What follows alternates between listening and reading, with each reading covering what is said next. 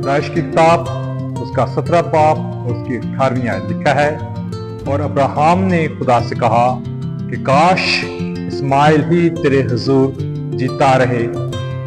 Abraham की सारी आस जो है वो इस्माइल के साथ है, उसकी निगाहें इस्माइल पर जो है वो टिकी हुई हैं, लेकिन खुदाउन उससे कहता है अभी बेहतरीन आना बाकी है। मैं आपसे कहता हूँ अभी बेहतरीन आना जो है वो बाकी है। वो जिसके वसीला से दुनिया का मर्जी पैदा होगा वो आना बाकी है।